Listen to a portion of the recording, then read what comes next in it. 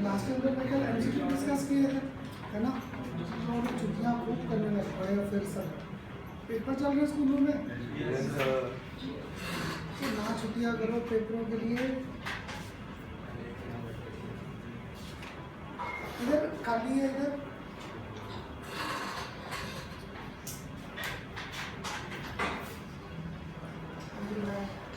आज यहाँ पर नया चैप्टर स्टार्ट करना था। पहला हेलोकेस और हेलोरीज। आज तो सेकंड चैप्टर था ना, हमारे पास एल्कोहल्स, फिनोल्स एंड ईथर्स। यहाँ से ना, यहाँ तो फर्स्ट चैप्टर में हमारे पास दो टर्म्स का रिलेशन था, हेलोकेस और हेलोरीज। इस चैप्टर में हमारे पास आ जाता है अल्कोहल फिनोल इकट्ठा और ईथर एक आ जाएगा हमारे पास अलग। हम लोग पहले ना सबसे पहले डिटेल में अल्कोहल और फिनोल और ईथर को पकड़ेंगे बाद में। अगर किसी को ध्यान में आए, फर्स्ट चैप्टर में क्राइटेरिया कहा था बनाकर चलते थे। सबसे पहले नॉमेनक्लेचर के कंसेप्ट, फिर मेथड्स ऑफ प्रिपरेशन, फिर फिजिकल प्रॉपर्टीज और फिर आ जाती थी chemical reactions of these species.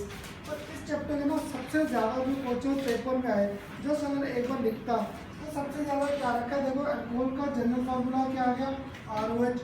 Phenol का जनरल फार्मूला हमारे पास क्या आ गया, बेंजीन। इसके ऊपर क्या आ गया, OH। इस चैप्टर के ना सबसे ज़्यादा क्वेश्चन जो आए हैं, इवन कॉम्पिटिशन है, वो इनके एसिडिक नेचर के बेसिस पे आ रखे हैं। कैसे, देखो ये जो अल्कोहल था, इसको थोड़ा एक्सपैंड करूँ, R, O और H। एक स्टूडेंट ने मुझे क्या कहा, खन्ना सर इस बॉन्ड को यहाँ से क्लीन करो, क्योंकि ऑप्शन क्या था, ज़्यादा इलेक्ट्रोनेगेटिव। उसने मुझे कहा खन्ना सर यहाँ ब्रेकअप करके लिखो RO नेगेटिव और साथ में क्या लिखो H+। एक स्टूडेंट मुझे यहाँ पर क्या कहता है, नहीं सर आपने यहाँ से बॉन्ड को ब्रेक किया, मैं तो बॉन्ड को ब्रेक करूँगा यहाँ से, क्योंकि ऑक्सीजन ज़्यादा इलेक्ट्रोनेगेटिव था as compared to alkyl group. उसने कहा खन्ना सर बॉन्ड को यहाँ से तोड़ो। अगर यहाँ से तोड़ता मुझे मिलता R+ और साथ में क्या मिलता, OH नेगेटिव। देखो मुझे ऊपर H+ भी मिल रहा है और नीचे OH नेगेटिव भी मिल रहा है। That means alcohol for having acidic nature as well as basic nature. तो हमारा CBSE का पहला कॉमन क्वेश्चन जो आ जाता है, give suitable reaction to show alcohol was amphoteric in nature, कि अल्कोहल क्या था, एम्फोटेरिक। और कंपटीशन तक सबसे ज़्यादा क्वेश्चन आ रखे on the basis of acidic nature. अभी मैंने सिर्फ ROH लिखा है, याद है 3 अल्कोहल तो पक्का घूमेंगे, प्राइमरी, सेकेंडरी और टर्शरी। प्राइमरी, सेकेंडरी और टर्शरी, तो मेरे पास आगे 3 अल्कोहल, तो 3 में से एक अल्कोहल होगा सबसे ज़्यादा एसिडिक और एक अल्कोहल होगा सबसे ज़्यादा बेसिक इन नेचर। तो ऐसे ना पेपर में सबसे ज़्यादा क्वेश्चंस ये आएंगे on the basis of acidic nature. ऐसे ही तुम लोग बताओ, अगर मैंने फिनोल को तोड़ना था, फिनोल यहाँ पर ऑक्सीजन और H, एक स्टूडेंट ने कहा करना था यहाँ से ब्रेकअप करो, तो मुझे क्या मिला, H+, साथ में बेंजीन रिंग पे यहाँ पर चार्ज का मिल गया O नेगेटिव, एक ये। अब तुम लोग और सेकंड कंसेप्ट यहाँ पर जो था फिनोल का OH, इस बॉन्ड को अब यहाँ से ब्रेकअप कर सकता था, हाँ जी यहाँ से तोड़ सकते थे, क्यों नहीं, क्योंकि ऑक्सीजन पर क्या था, लोन पेयर। लोन पेयर हमेशा ट्रेड का होता था रिंग में, तो ये एक्वायर कौन सा चार्ज कर लेता था, डबल बॉन्ड करेक्टर। अगर डबल बॉन्ड था, डबल बॉन्ड को तोड़ने के लिए एनर्जी क्या चाहिए, ज़्यादा। इसलिए पक्का है जो फिनोल है, this will exhibit only our acidic nature. यहाँ पर ये बॉन्ड यहाँ से नहीं टूटेगा। याद है पहले चैप्टर में कॉमन क्वेश्चन, हेलोकेस और हेलोरीज, एक रिएक्शन में रिएक्टिव ज़्यादा था, एक की रिएक्टिविटी क्या थी, कम। क्योंकि हेलोरीज में we are having double bond character, double bond को तोड़ने के लिए एनर्जी क्या चाहिए थी, ज़्यादा। इसलिए देखना पहला लेक्चर ना सारा का सारा हमारा इनकी एसिडिक स्ट्रेंथ पे पढ़ने में चला जाता है, of alcohol, phenol and different types of alcohol and different types of phenol. इन सब के हम लोग एसिडिक नेचर के क्वेश्चन ही करेंगे। क्लियर। पर वो स्टार्ट करने से पहले एटलीस्ट एक चैप्टर का एक लॉजिक तो मिल गया कि अल्कोहल दोनों तरफ टूटेगा और जो फिनोल है ये ब्रेकअप करेगा on the basis of phenoxide है और साथ में क्या देगा मुझे formation of H+।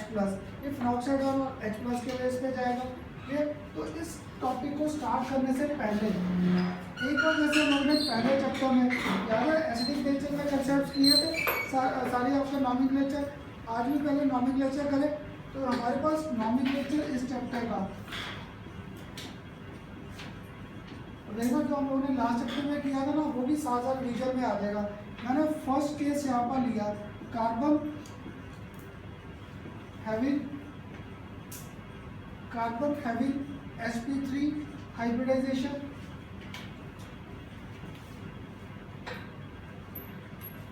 First carbon having sp3 hybridization. sp3 hybridization पहला केस याद है, वहाँ पर हम लोगों ने क्या लिया था एल्काइल हैलाइड्स। तो यहाँ पर पहला केस हमारे पास क्या आ जाएगा एल्काइल अल्कोहल। इसका सबसे कॉमन एग्जांपल R और साथ में क्या आ गया OH ग्रुप या कार्बन 1 हाइड्रोजन, सेकंड हाइड्रोजन और थर्ड हाइड्रोजन, यहाँ पे OH। क्लियर। तो सबसे सिंपल हमारे पास क्या आ गया मीथाइल अल्कोहल या फिर क्या आ गया सबसे सिंपल मिथेनॉल फर्स्ट केस। और वहाँ पे याद है हम लोगों ने फर्स्ट केस वहाँ पर क्या किया था RX अल्काइल हैलाइड लिए थे फर्स्ट केस में। ऐसे ही यहाँ पर सेकंड वहाँ पे याद है हमारे पास क्या आया था एलिलिक हैलाइड्स। तो यहाँ पर मेरे पास सेकंड क्या आ जाएगा this will be serving as our allylic alcohol. Clear. Allylic alcohol के लिए भी अगर मैं बुक के जैसे पहले लिख दूँ CH2 यहाँ पर क्या कर दिया OH। जिस स्टूडेंट को ये मुश्किल लग रहा था करने से ये किया गया है ऊपर देखो मेरे पास कार्बन एक हाइड्रोजन, सेकंड हाइड्रोजन और OH ये तो था ही। मैंने किया क्या यहाँ पर इस H को बाहर कर दिया, इस H को बाहर करके CH2 डबल बॉन्ड यहाँ पर क्या ले आया CH, ये ले आया बस केस। क्लियर। इस कार्बन की हाइड्रेशन अभी भी डिस्टर्ब नहीं की। 1 सिग्मा 2 सिग्मा 3 सिग्मा और 4 यानी दोनों केसेस में sp3।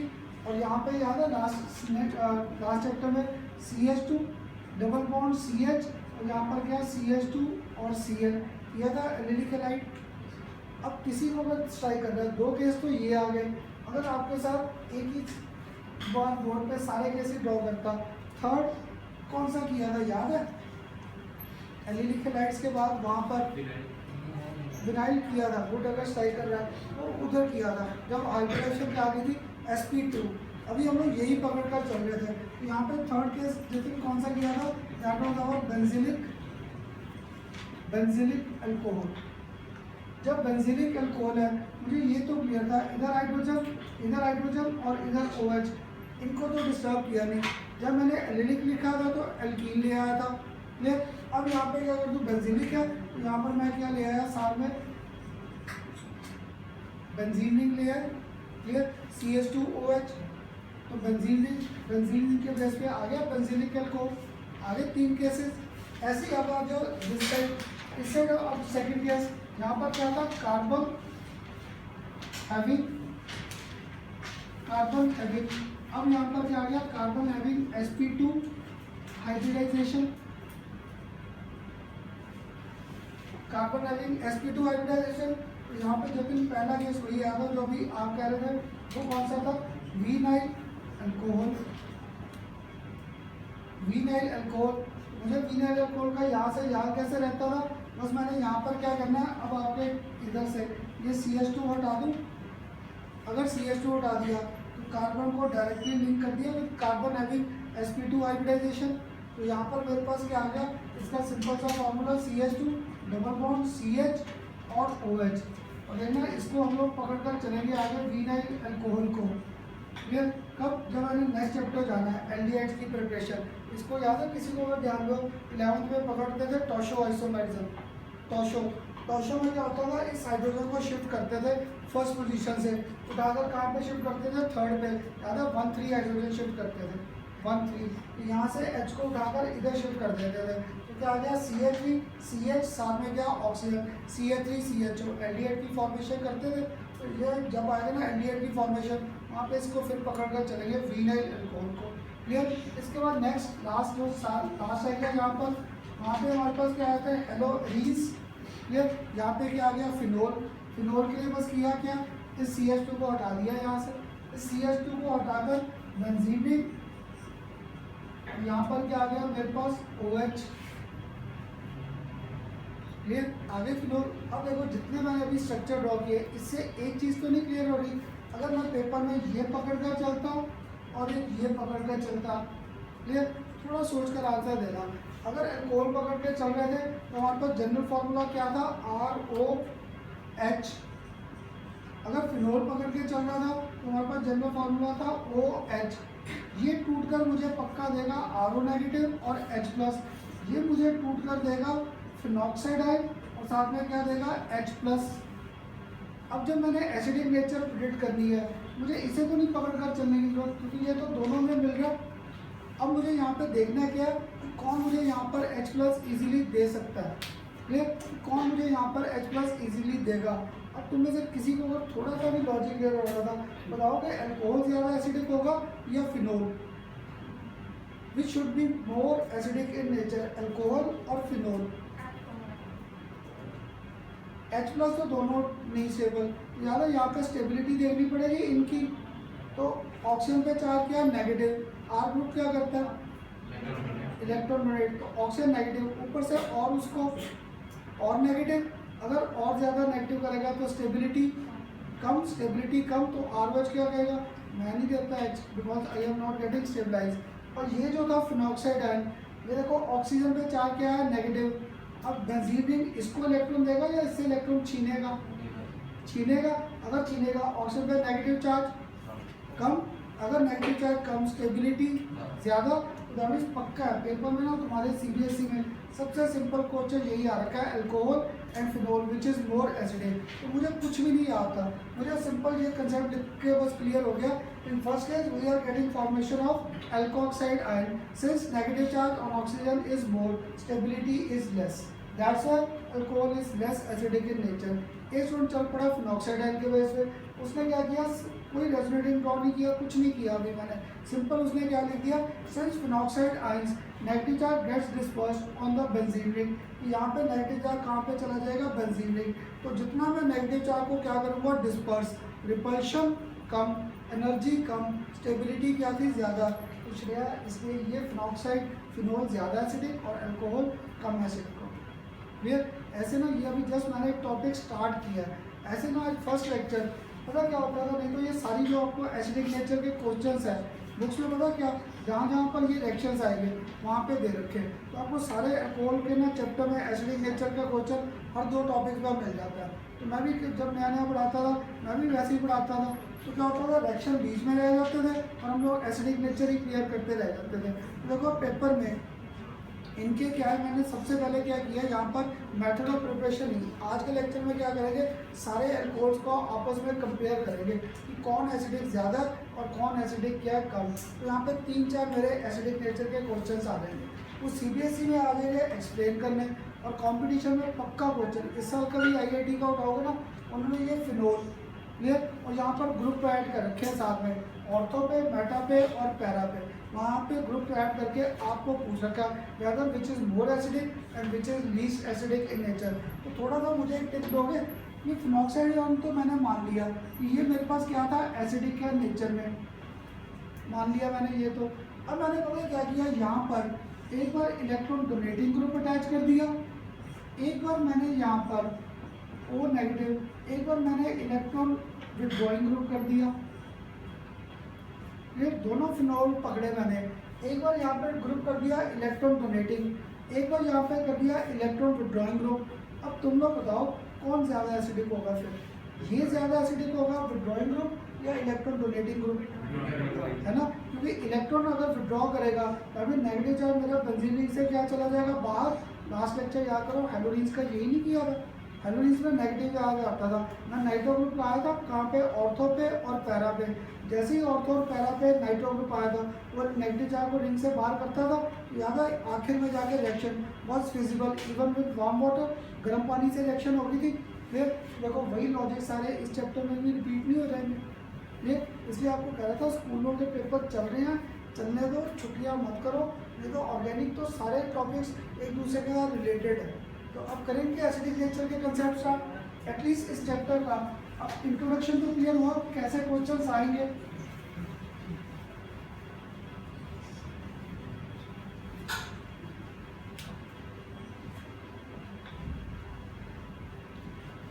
अब देखो सबसे पहला ना मैंने कॉमन क्वेश्चन आपके साथ कौन सा पकड़ लिया, ये कोर्स ले लिया। फर्स्ट CH3OH, सेकंड केस ले लिया CH3CH2OH, थर्ड केस मैंने ले लिया CH3 ट्वाइस CHOH, और एक लास्ट केस ले लिया आपके साथ CH3 थ्राइस COH।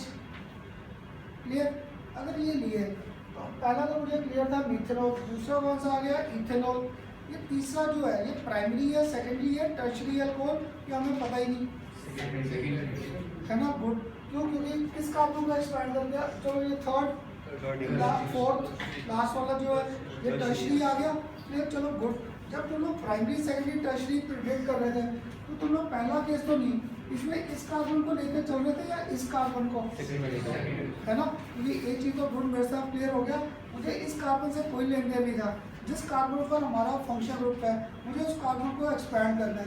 तो दैट मीन्स इस केस में ये इस कार्बन में ये इसमें हमारे पास ये कार्बन मेन था। अगर ये कार्बन मेन था मुझे ना कोई एसिडिक नेचर के कंसेप्ट आते ही नहीं थे, मैंने बस इस स्ट्रक्चर को एक्सपैंड कर दिया। तो देखो हाइड्रोजन और पेपर में ना आपके भी जब ये क्वेश्चन आ गए, एक बार अगर आपने ऐसे स्ट्रक्चर ड्रॉ कर दिया, हम लोग पढ़ते ही नहीं कि आप लोगों ने रीज़न क्या लिखा है। ये पहला अल्कोहल आ गया। अब अगर सेकंड को एक्सपैंड करूँ, इस कार्बन को, यहाँ पर क्या था H, यहाँ पर क्या था H, यहाँ पर कौन सा ग्रुप है CH3, साथ में क्या था O और H। क्लियर? अब आ जाओ नेक्स्ट में, कार्बन पर एक हाइड्रोजन, दो का घूम रहे, एक एल्काइल, ये आ गया सेकेंड एल्काइल, और O और H। और लास्ट केस में मैंने क्या किया, कार्बन यहाँ पर एक CH3, यहाँ पर सेकंड CH3, और यहाँ पर थर्ड CH3, और O और H। आगे मेरे पास ये केसेस, ये आ गया फर्स्ट, ये आ गया सेकंड, ये थर्ड, और ये आ गया हमारे पास फोर्थ। ठीक, अब मैं प्रिडिक्ट क्या कर रहा था, एसिडिक नेचर। अगर इनकी एसिडिक नेचर कर रहा था, एक स्टूडेंट ने मुझे कहा करना सर बॉन्ड को यहाँ से तोड़ो, एक स्टूडेंट मुझे कहता नहीं सर बॉन्ड को यहाँ से तोड़ो, किसकी बात मानूं? कौन सा कंसेप्ट बॉन्ड का ठीक ब्रेक किया मैंने, ये ब्रेक ठीक किया या ये, है ना। क्योंकि क्या कहता था, ये भी तुम्हारे बच्चों के जैसे बातें करते हैं। बातें क्या करते हैं आपस में, O और H, ये OH को क्या कहता है, मेरे पास पावर ज़्यादा है, तूने जाना जा इलेक्ट्रॉन पेयर पीछे छोड़। अगर इलेक्ट्रॉन पेयर पीछे छोड़ तो बॉन्ड कहाँ से टूटा, यहाँ से, यानी ये जो इलेक्ट्रॉन बॉन्ड था ये ऑक्सीजन पे ही रह गया, तो ये इलेक्ट्रॉन पेयर ऑक्सीजन पे ही रह गया। ये बॉन्ड भी जब यहाँ से टूटा तो इस ऑक्सीजन पे चार्ज हमारे पास क्या आ गया, नेगेटिव।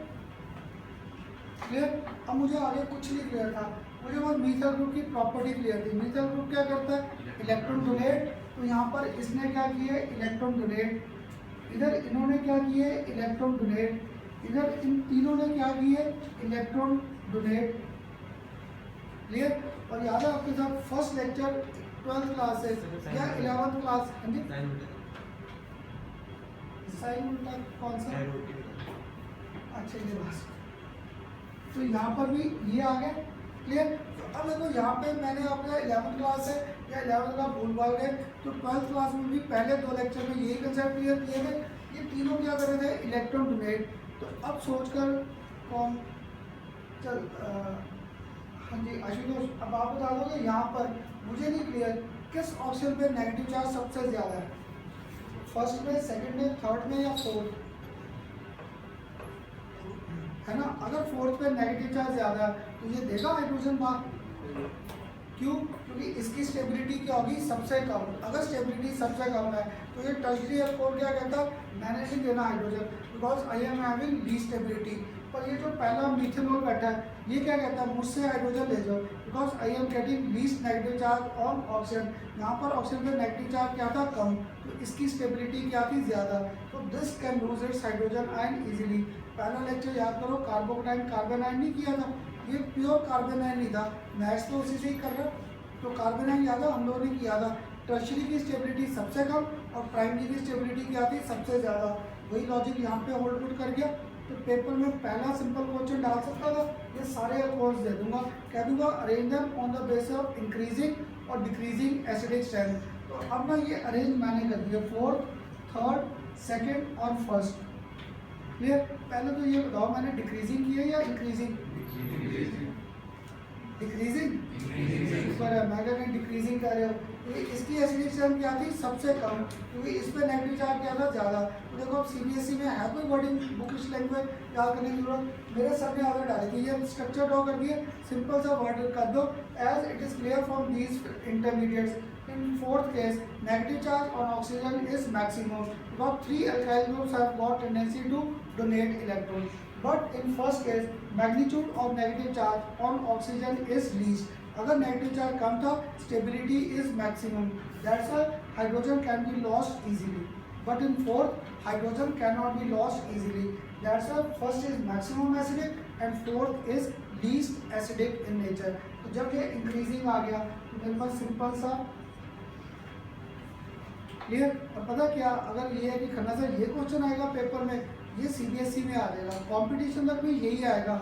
उसमें क्या होगा, जब ये एसिडिक नेचर है तो ROH, इसको रेड करें सोडियम से, ROH को अगर सोडियम से रेड किया तो देखो मुझे ना एसिड और बेस का छोटी क्लास से रिएक्शन क्लियर था।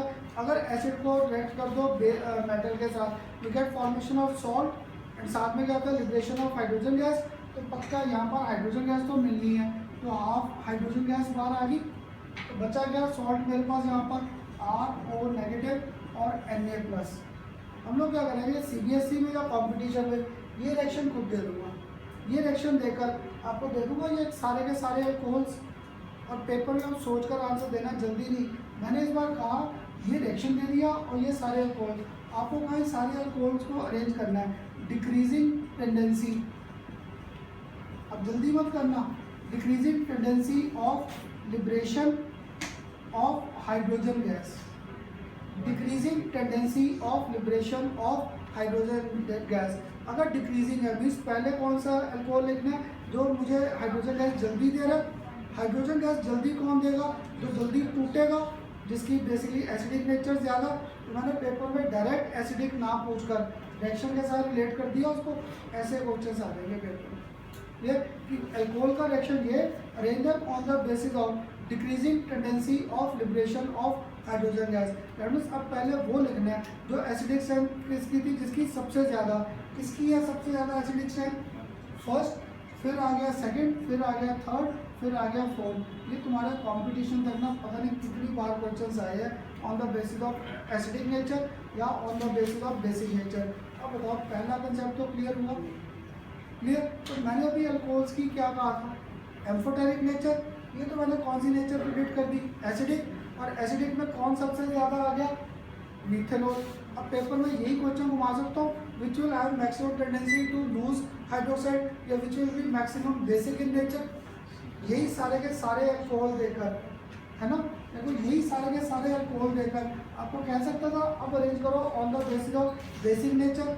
तो अगर बेसिक नेचर था तो प्लीज़ अब मुझे बॉन्ड यहाँ से तोड़ना पड़ेगा, तो यह ऑप्शन क्या था, ज़्यादा इलेक्ट्रोनेगेटिव। जब भी जाएगा अपना इलेक्ट्रॉन पेयर साथ लेकर जाएगा, दैट मीन्स अब मेरे ये बॉन्ड सारे यहाँ से टूटेंगे, यहाँ से टूटेंगे। अगर यहाँ से टूटे तो अब मुझे इन पर चार्ज नहीं समझ आ रहा, क्या लिखूँ, है ना, कि अब ऑक्सीजन अपना इलेक्ट्रॉन पेयर लेकर साथ गया, तो हमें ये चार्ज यहाँ पर, ये चार्ज यहाँ पर, ये और यहाँ पर भी चार्ज ये, और पहला लेक्चर नहीं आ गया यूज में, क्या बन गया, फॉर्मेशन ऑफ कार्बोकेटाइन। कौन सा कार्बोकेटाइन सबसे ज़्यादा स्टेबल, टर्शरी। रीजन सिंपल रह गया, since in case of tertiary 3 alkyl groups are donating electron, so magnitude of positive charge on this carbon is least. इस पर पॉजिटिव चार्ज क्या रह गया, कम। अगर पॉजिटिव चार्ज कम है तो इसकी स्टेबिलिटी ज़्यादा, तो पक्का है tertiary alcohol that will be maximum basic in nature. That means अगर मैंने एसिडिक नेचर शो करनी है तो रिएक्शंस में मैं किसको पकड़कर चलूँगा, मिथेनॉल को। और जब मैंने शो करनी है इसी की बेसिक नेचर, बेसिक नेचर में क्या बाहर जा रहा है हमारे पास, OH। जब वो बेसिक नेचर शो करनी है तब हम लोग इसको पकड़ कर चलेंगे टर्शरी। तो और tertiary will have maximum tendency to lose its OH। अगर किसी के दिमाग में घूम रहा करना सर ROH की आपने कौन सी रिएक्शन कराई थी या करेंगे, मुझसे तुम लोग ने अल्कोहल से याद है RCl बनाने के कोई मेथड याद है? चलो एक में तो पकड़ा PCl3, PCl5 और क्या था थाइनल क्लोराइड, 3 रिएजेंट पकड़े थे। सपोज मैं यहाँ पर ना आपके साथ थाइनल क्लोराइड लिखकर बैठ गया तो क्या मिलता था प्रोडक्ट, है ना। एक R किससे कंबाइन करता था Cl के साथ, एक यहाँ पे क्या होता था सेकंड Cl, एक H और Cl कंबाइन कर देता था, एक हमारे पास क्या होता था SO2। तो R के साथ किसको बार किया O और H को। अगर OH को बार करना ये बेसिक नेचर नहीं आ रही है अल्कोहल की, तो ये रिएक्शन कौन प्रेफर कर देगा इन सब में से, है ना टर्शरी। ऐसे क्वेश्चन आएंगे क्लियर। तो एक पहला सिंपल सा क्वेश्चन आ जाएगा शो अल्कोहल और एम्फोटेरिक इन नेचर। तो एम्फोटेरिक का तो आसान था RO negative H plus R plus और OH नेगेटिव। जब पेपर में ऐसे कोई स्पेसिफिक आ गया गिव सूटेबल एग्जांपल, तो दैट मीन बुक्स में आपको जब मैंने बेसिक नेचर दिखानी है तब मैं पक्का रिएक्शन में क्या घुमाऊंगा टर्शरी के साथ। जब मैंने सोडियम की रिएक्शन करनी है अल्कोहल के साथ तब मैं पक्का पकड़ कर किसे चलूँगा मिथेनॉल को। कई साल पहले यही होता था। तो जहाँ पे मिथेनॉल और ये रिएक्शन आते थे ना तो रिएक्शन हमारी बीच में रह जाती थी, मैं ये समझाने बैठ जाता था एसिडिक नेचर, तो सारे टॉपिक की खिचड़ी बन जाती थी। लेकिन इसके आप आगे डाली कि अल्कोहल फिनोल जब भी स्टार्ट करना है पहले इसके रीजनिंग के कंसेप्ट क्लियर कर लो, कौन सबसे ज़्यादा एसिडिक कौन सबसे कम बेसिक, ऐसे करके रीजनिंग के क्वेश्चन आंसर करने आसान हो जाएंगे। अब बताओ हुआ पहला कंसेप्ट क्लियर। तो ये केस तो आसान नहीं लिया, सारे के सारे अल्कोहल कंपेयर कर दिए क्लियर। अब इसके बाद थोड़ा सा इनको घुमाना शुरू करें कैसे। अब नेक्स्ट केस, पहले तो ये बताओ सबको क्लियर हो गया। इसका ना नोट्स दूसरा ग्रुप क्योंकि थोड़ा तुम्हारे से आगे था, मैंने उनको ये करा रखा है। इस बार संडे को ना क्या टेस्ट नहीं रखेंगे, पर तुम्हारे में क्या बाकी अगर टीचर अच्छे हैं शायद वो भी टेस्ट रोक देते हैं। रोकते किसी ने या चलते जा रहे? हाँ तुम लोग खुद ही रोक देते हो, खुद ही नहीं आते। हाँ तुम लोग ऐसे अच्छे हो सारे तो खुद ही रोक के बैठ जाते हो। तो मैं संडे को क्या करूँगा एक्स्ट्रा क्लास एक रख लें, एक्स्ट्रा क्लास रख के ताकि वो जो लेक्चर खराब हो रखे वो हमारा टाइम कवर अप हो जाएगा उससे क्लियर। तो ये कौन लेक्चर तो क्लियर हुआ पहला। अगर ये क्लियर है अब नेक्स्ट केस थोड़ा सा इनको घुमा दें। अब देखो नेक्स्ट केस मैंने अभी भी एक सिंपल लिया जो अभी आपको क्लियर किया था। मैंने पकड़ा ROH और साथ में पकड़ लिया इधर फिनोल क्लियर। इसको तोड़कर मैंने लिख दिया RO नेगेटिव और H प्लस। यहाँ पर मैंने नेक्स्ट ब्रेकअप करके लिख दिया फिनॉक्साइड आयन और साथ में क्या लिख दिया H प्लस क्लियर। ये तुम्हारे CBSE में बड़ी बार आ रखा है अल्कोहल और फिनोल। पेपर में नंबर पढ़ लेना, अगर सिंपल एक नंबर में आ रखा है तो तुम लोग ये रिएक्शन लिख दो। ये रिएक्शन लिखकर सिंपल सा वर्ड क्या कर दूंगा, since in first case alkoxide ion was least stable because R group has got tendency to donate electron, so magnitude of negative charge is maximum। और इसमें एक सूट को करना था, मुझे नहीं इतनी बड़ी वर्डिंग लिखनी आती, वो यहाँ पे क्या लिख देता since phenoxide ion is resonance stable. कि फिनॉक्साइड आयन जो था ये क्या था resonance stable, so this was having more stability, that's why phenol is more acidic in nature as compare to our aliphatic alcohol. ये पेपर में question ऐसे आता है एलिफेटिक अल्कोहल और ये कौन सा आ गया aromatic alcohol which is more acidic in nature. तो क्लियर हो जाएगा सिंपल कि ये अल्कोहल क्या था ज़्यादा एसिडिक था नेचर क्लियर। एक तो आ गया ये, एक नेक्स्ट तुम लोग अगर पुराने पेपर उठाओगे ना CBSE के 5 साल के भी, तो मैं क्या 2 या 3 बार तो आपको फिनोल का केस आ रखा है which is more stable, phenol या phenoxide ion which has got more stability, phenol और फिनॉक्साइड। और आज मेरे पास ना लास्ट टाइम होगा जब मैंने ये 5-5 इनके रेजोनेटिक स्ट्रक्चर ड्रॉ कर देना है। अब देखना इसके बाद नेक्स्ट केस में हम लोग 5-5 जगह लगे स्ट्रक्चर ड्रॉ करने, हमारी छुट्टी हो जाएगी ठीक। तो हम लोग क्या करेंगे अब धीरे धीरे आगे ना एक ही रेजोनेटिक स्ट्रक्चर में सारे कंसेप्ट आने शुरू हो जाएंगे क्लियर। तो वो डायग्राम थोड़े से इंटरेस्टिंग भी हो जाते हैं, पर इंटरेस्टिंग उसको जिसको ऑर्गेनिक इंटरेस्ट बन रहा है तब तो बड़ा इंटरेस्टिंग रहता है कि इलेक्ट्रॉन पेयर कहाँ से उठा कर एक उधर घुमाएंगे। तो अब नेक्स्ट क्वेश्चन आ जाएगा फिनोल और दूसरा कौन सा था phenoxide ion which out of these two has got more stability associated. तो मुझे ना अभी तक याद है मेरे सर ने क्या किया था बोर्ड पर 5 फिनोल के और 5 फिनॉक्साइड आयन के रेजोनेटिंग स्ट्रक्चर ड्रॉ करके सिंपल सा रीज़न बताया था कि कौन ज़्यादा स्टेबल है किसके पास स्टेबिलिटी क्या है, कम। तो देखो मुझे ना स्ट्रक्चर ड्रॉ करना नहीं आ रहा, तुम लोग ड्रॉ कराओगे। पहला केस था फिनोल, अगर फिनोल था, यहाँ पर ऑक्सीजन, यहाँ पर क्या था इलेक्ट्रॉन पेयर। मुझे इसका ना पहला रेजोनेटिंग स्ट्रक्चर मुझे बस ध्यान था, या तो इलेक्ट्रॉन आएंगे रिंग में या इलेक्ट्रॉन जाएंगे रिंग से बाहर, इस है ना। क्यों? क्योंकि ऑक्सीजन पर क्या बैठा है, लोन पेयर। आपको टिप क्या दिया था, बेंजीन के साथ atom attach which carries lone pair. वो लोन पेयर हमेशा डोनेट कहाँ पे करता है, रिंग में। अगर रिंग में डोनेट करता है तो पहला रेजोनेटिंग स्ट्रक्चर आसान हो गया, ये पेयर शिफ्ट। अगर ये पेयर शिफ्ट किया है तो मेरे पास फर्स्ट रेजोनेटिंग स्ट्रक्चर ना इसे डिस्टर्ब किया ना इसे। यहाँ पर ऑक्सीजन, यहाँ पर H, यहाँ पे चार्ज क्या आ गया नेगेटिव, इस ऑप्शन पे चार्ज क्या आ गया पॉजिटिव, बन गया पहला रेजोनेटिंग। अगर ये फर्स्ट रेजोनेटिंग आ गया, अब नेक्स्ट स्ट्रक्चर अगर करूँ, ये पेयर इधर और ये पेयर इधर शिफ्ट कर दूँ। अगर ये पेयर शिफ्ट किए तो मेरे पास नेक्स्ट रेजोनेटिंग स्ट्रक्चर, हाँ जी, अब क्या आ जाएगा नेक्स्ट, ऊपर मैंने यहाँ पर डिस्टर्ब नहीं किया, ये इस बॉन्ड को डिस्टर्ब नहीं किया। अब नेगेटिव चार्ज इधर, नेक्स्ट इस पेयर को शिफ्ट किया इधर, तो ये पेयर आ गया इधर। तो मेरे पास नेक्स्ट रेजोनेटिंग स्ट्रक्चर ये यहाँ पर डबल बॉन्ड,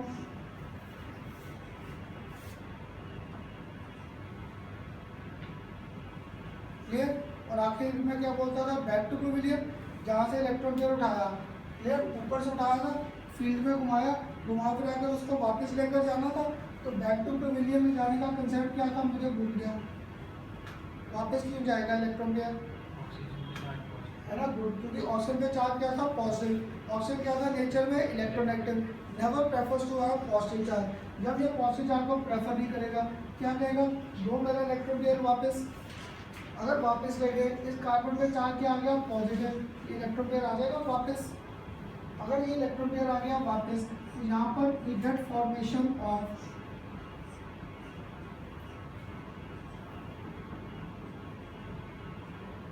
ये कितने रेजोनेटिंग स्ट्रक्चर बन गए, फर्स्ट, सेकंड, थर्ड, फोर्थ और फिफ्थ। और मुझे क्लियर था मेरे रेजोनेटिंग स्ट्रक्चर ठीक है, क्यों, क्योंकि नेगेटिव चार्ज कहाँ पर आया और पैरा पे, क्लियर, मेटा पे नेगेटिव चार्ज आया नहीं। दैट मीन्स हमारे ये पांचों के पांचों रेजोनेटिंग स्ट्रक्चर क्या थे, ठीक थे। लेकिन पूरी 12th में भी जितने ड्रॉ करूँगा ना, कभी भी मेटा पे चार्ज नहीं आएगा, हर बार चार्जेस आएंगे ऑर्थो या पैरा, क्लियर, यहाँ तक क्लियर हुआ। अब इसके बाद फिनोल की मैं कंपैरिजन किससे कर रहा था, विद फिनॉक्साइड आयन। तो अब फिनॉक्साइड आयन के अगर रेजोनेटिंग स्ट्रक्चर ड्रॉ करता है, benzene ring, phenoxide ion, oxygen, ये आ गया। अब देखो जिसको यहाँ पे मेरे साथ टिप याद रहते थे, टिप क्या दिया था, बेंजीन के साथ एटम अटैच है विच कैरीज लोन पेयर। अगर लोन पेयर तो वो हमेशा लोन पेयर कहाँ डोनेट कर देगा, रिंग में। अगर रिंग में है तो पहला रेजोनेटिंग स्ट्रक्चर ड्रॉ करना आसान नहीं हो गया फर्स्ट। तो फर्स्ट देखो रेजोनेटिंग स्ट्रक्चर को मैंने ड्रॉ करना शुरू कर दिया, मुझे यहाँ पे क्लियर है, इधर डिस्टर्ब नहीं किया, इधर डिस्टर्ब नहीं किया, मुझे बाकी ड्रॉ करना नहीं आ रहा। तुम लोग कराओगे, चलो गुड। ऑर्थो पे यहाँ पे पक्का है, नेगेटिव चार्ज आ जाएगा, है ना, गुड। यहाँ पर डबल बॉन्ड, अब इस ऑप्शन पे पॉजिटिव ही लिखूं, हाँ जी, अब नेगेटिव नहीं रहा क्योंकि ये इलेक्ट्रॉन पेयर इधर आ गया।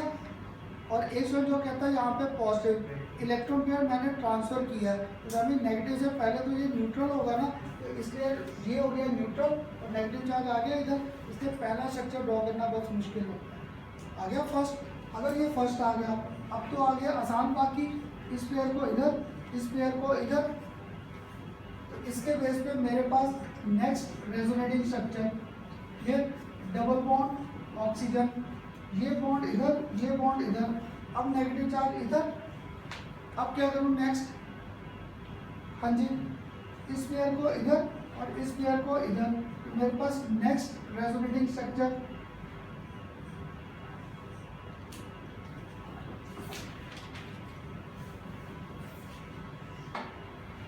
क्लियर। और आखिर में फिर बैक टू पेविलियन, जहाँ से इलेक्ट्रॉन पेयर उठाया था, क्यों? क्योंकि इस बार ऑप्शन क्या था, इलेक्ट्रोनेगेटिव, पाई बॉन्ड का इलेक्ट्रॉन क्लाउड क्या था, लूजली हेल्ड, ले गया अपनी तरफ। अगर अपनी तरफ ले गया तो here we again get formation of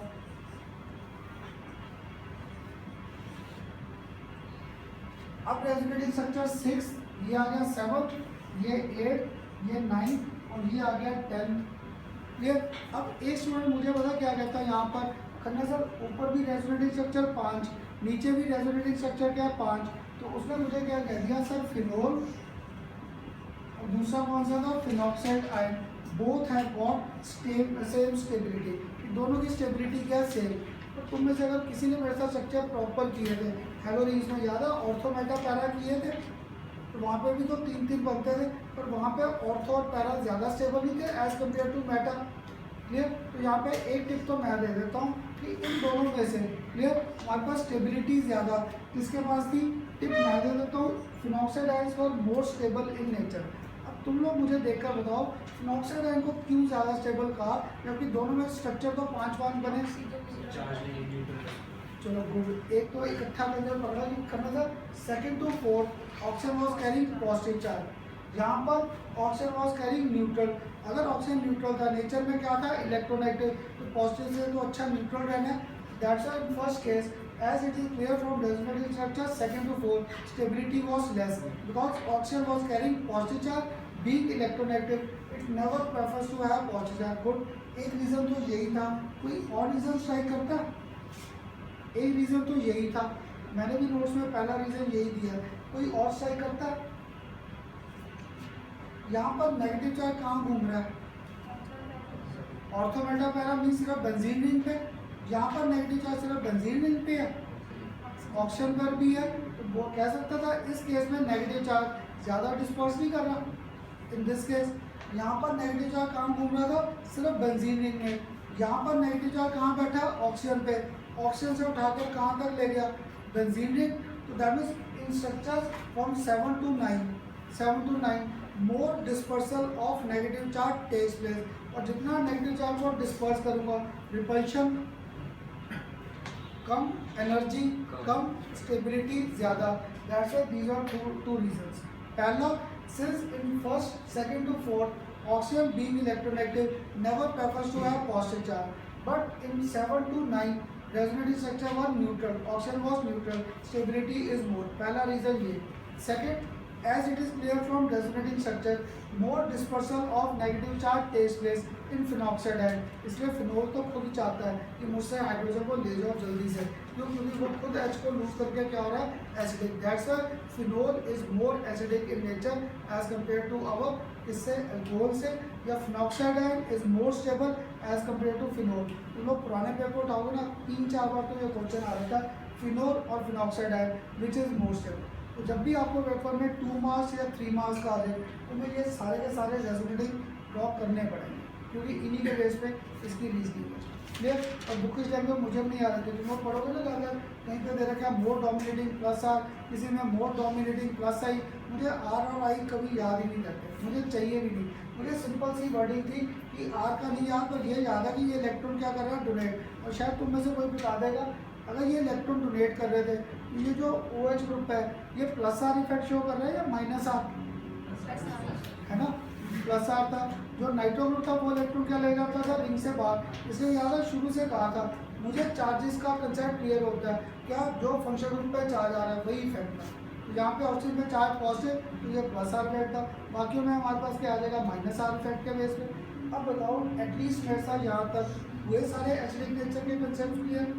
ये तो यहाँ तक करते करते मैंने आपने क्या किया, पहले सारे एलिफेटिक ले लिए, फिर एलिफेटिक और एरोमेटिक को कंपेयर कर दिया। अब एरोमेटिक के डिफरेंट केसेस पकड़े, और ये जो नेक्स्ट केस है ना, ये आपके पेपर में बड़ी बार आया, कई बार मैंने ये क्वेश्चन पढ़ रखा है आपका। इस बार हम लोगों ने क्या किया नेक्स्ट में, अब मैंने आपके जो नेक्स्ट, ये आपके कंपटीशन में एक बार ऐसे आया था, हम लोगों ने फिनोल और सोचकर आंसर देना। यहाँ पर मेरे पास क्या था, फिनोल, मैंने यहाँ पर आर कर दिया। जब ऐसे शो किया सर्कल बनाकर, इसका मीनिंग क्या था, आर की मैं पोजीशन चेंज कर सकता था, ऑर्थो मेटा पैरा। सपोज मैंने आपको आर कहाँ पे रखा है, पैरा पे, और आर ग्रुप मैंने रखा कौन सा H, एक बार कौन सा ग्रुप कर दिया CH3, एक बार ग्रुप कौन सा कर दिया NO2, ये ग्रुप कर दिए। और आपको पेपर में कर दिया arrange this H, CH3 and NO2 on the basis of increasing acidic strength या डिक्रीजिंग एसिडिक स्ट्रेंथ। तो एक स्टूडेंट में जब ऐसा क्वेश्चन आता है वो तो कंफ्यूज हो जाता है कि मतलब पता नहीं क्या क्वेश्चन आ गया, छोड़ के आ गया। तो जब जिसको मेरे साथ कंसेप्ट क्लियर था, इसके बेस में क्या था, मैं स्ट्रक्चर नहीं बना सकता। यहाँ पर मेरे पास क्या था OH, पहली बार R क्या लिया H, ये H आ गया, इसलिए H यहाँ पे शो करूँ या ना करूँ कोई फर्क नहीं। और सेकंड केस यहाँ पर मेरे पास OH, अब दूसरी बार मैंने ग्रुप कौन सा लगा दिया यहाँ पर CH3, नेक्स्ट टाइम फिर मैंने रखा OH, अब मैंने ग्रुप कौन सा कर दिया NO2, ये फर्स्ट, ये सेकंड और ये थर्ड। क्लियर। अब पेपर में आ रखा था तीनों को अरेंज करो on the basis of decreasing acidic strength, arrange करना था डिक्रीजिंग एसिडिक स्ट्रेंथ। देखो मुझे पेपर में ना कुछ ही याद रहता, मुझे बस एक सिंपल सा कंसेप्ट याद था, अगर एसिडिक है तो ये बॉन्ड कहाँ से तोड़ूं, है ना, यहाँ से H से ये बॉन्ड टूटेंगे। अगर H से बॉन्ड टूटे, यहाँ पे चार्ज किया गया नेगेटिव, यहाँ पे भी चार्ज किया गया नेगेटिव। क्लियर। अब मुझे याद था जहाँ पे नेगेटिव चार्ज किया होगा कम, स्टेबिलिटी ज़्यादा, वो हाइड्रोजन को जल्दी बाहर करेगा। तो अब तुम लोग बताओ, मैंने डिक्रीजिंग का है, मीन्स पहले वो लिखना है जिसकी एसिडिक स्ट्रेंथ सबसे ज़्यादा है। कौन होगा इनसे सबसे ज़्यादा एसिडिक, है ना। मुझे ना कोई सेकंड फर्स्ट ना बोल दो, क्योंकि यहाँ पर कौन सा ग्रुप आ गया था नाइट्रो। ये नेगेटिव चार्ज को क्या करता है, रिंग से बाहर, अगर नेगेटिव चार्ज को रिंग से बाहर कर रहा था, यहाँ पर magnitude of negative charge was less, that means क्या हो गया, थर्ड की एसिडिक स्ट्रेंथ आ गई सबसे ज़्यादा। और सबसे कम कौन होगा, है ना, क्योंकि यहाँ पे कौन सा ग्रुप आ गया मीथाइल, ये क्या करता था इलेक्ट्रॉन डोनेट, तो पक्का है सेकंड की स्ट्रेंथ क्या सबसे कम, और ये फर्स्ट दोनों के बीच में घूम रहा, ना इस पर नेगेटिव चार्ज बढ़ रहा ना इस पर नेगेटिव चार्ज क्या था कम। ये तुम्हारे ना CBSE में तो मोस्टली इन्हीं केसेस में कोई ना कोई घूम जाता है, ये मोस्टली। इनसे ज़्यादा टिपिकल मैंने एक आध बार 6-7 साल में कभी पढ़ा होगा, नहीं तो ये केसेस यहाँ तक सबसे कॉमन आते हैं। क्लियर। तो यहाँ पर डिक्रीजिंग था, तो ये आ गया एसिडिक स्ट्रेंथ का कंसेप्ट, सबसे आसान केस हो गया। क्लियर। अब थोड़ा सा घुमाना शुरू करूँ तो जो लास्ट 2 केसेस करने थे, अब लास्ट 2 केसेस में क्या करूँ, ये नाइट्रो ग्रुप को घुमाना शुरू कर दूँ ऑर्थो मेटा पैरा, ऐसे ही मीथाइल ग्रुप को घुमाना शुरू कर दें ऑर्थो मेटा पैरा। ये मेरे 2 केसेस सबसे टिपिकल आ जाएंगे। और ये 2 केसेस जो है ना नाइट्रो वाला, इस साल का भी जेई का पेपर था, होगा यही क्वेश्चन आ रखा है acidic strength, ortho meta para nitrophenol, इनकी एसिडिक स्ट्रेंथ। और ये इस साल नहीं, पिछले 6-7 साल का पेपर था होगा ना 3-4 बार, तो ये इनके एसिडिक नेचर में क्वेश्चन आए ही आए हैं। Arrange them on the basis of increasing और डिक्रीजिंग एसिडिक स्ट्रेंथ। अब करें टिपिकल से केस। अब देखो लॉजिक लेकर चल रहे थे, पहले एलिफेटिक फिर एरोमेटिक, फिर मैंने एरोमेटिक पे क्या किया, एरोमेटिक पे इलेक्ट्रॉन डोनेटिंग या इलेक्ट्रॉन विड्रॉइंग ग्रुप कर दिया। अब लास्ट केस क्या रह गया, इलेक्ट्रॉन डोनेटिंग और विड्रॉइंग को मार दूंगा कहाँ पे, at ortho meta para position. थोड़े से और स्पेसिफिक केस आ जाएंगे। तो एक जो मैंने अब नेक्स्ट केस पकड़ा है आपके सामने, और ये ना ध्यान से समझना, कहोगे मैं सारा रिपीट कर दूंगा क्योंकि ये बड़ा इंपॉर्टेंट क्वेश्चन है। नेक्स्ट अब मैंने नेक्स्ट क्या किया, इधर पकड़ा फिनोल, नेक्स्ट अब मैंने यहाँ पर पकड़ लिया फिनोल और इसके ऊपर नाइट्रो ग्रुप कर दिया ऑर्थो पोजीशन पे। एक ऐसे ही नेक्स्ट फिनोल और नाइट्रो ग्रुप कर दिया यहाँ पर। क्लियर। ऐसे ही एक और फिनोल, और अब मैंने नाइट्रो ग्रुप कहाँ पे घुमा दिया, eight para position, ortho meta para. इनको नंबर डाल दिए, फर्स्ट, सेकंड, थर्ड और फोर्थ। क्लियर। अब एक सोचकर मुझे आंसर दोगे, मुझे इनकी एसिडिक नेचर प्रेडिक्ट करनी है, मीन्स ऑक्सीजन पर नेगेटिव चार्ज ही देखना। पता क्या था, मुझे कोई रेजोनेटिव स्ट्रक्चर आता ही नहीं। क्लियर। मुझे आता ही नहीं, या फिर एक स्टूडेंट का करना था CBSE से, मुझे लेन देन नहीं, मुझे तो सिर्फ कॉम्पिटिशन का ही करना था।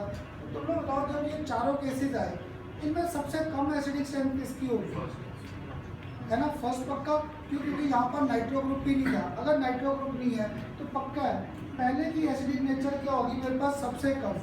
अब मुझे रेजोनेटिंग तो नहीं आते, मुझे इतना तो लॉजिक क्लियर है, जब ये टूटेंगे, जब ये सारे टूटेंगे तो यहाँ पर H में चार्ज क्या आएगा मेरे पास नेगेटिव।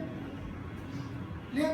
नेगेटिव का चार्ज कहाँ जाएगा फिर रिंग में। अगर रिंग में जाएगा तो कहाँ पे नेगेटिव चार्ज आता है ऑर्थो पे, और किस पे आता है पैरा पे, मेटा पे आता है नहीं। तो दैट मीन्स इन तीनों में से सबसे कम एसिडिक यही होगा, है ना। क्यों? क्योंकि इसका नेगेटिव चार्ज या तो इधर घूम रहा है या इधर। यहाँ पे तो नेगेटिव चार्ज आएगा ही नहीं, तो आएगा नहीं तो ये नेगेटिव चार्ज रिंग को बाहर कहाँ से करता है, तो पक्का था फर्स्ट के बाद थोड़ा सा एसिडिक कौन आ जाएगा थर्ड। अब मेरे पास कौन रह गया सेकंड और फोर्थ रह गए। ये दोनों स्टेबलाइज कर रहे थे।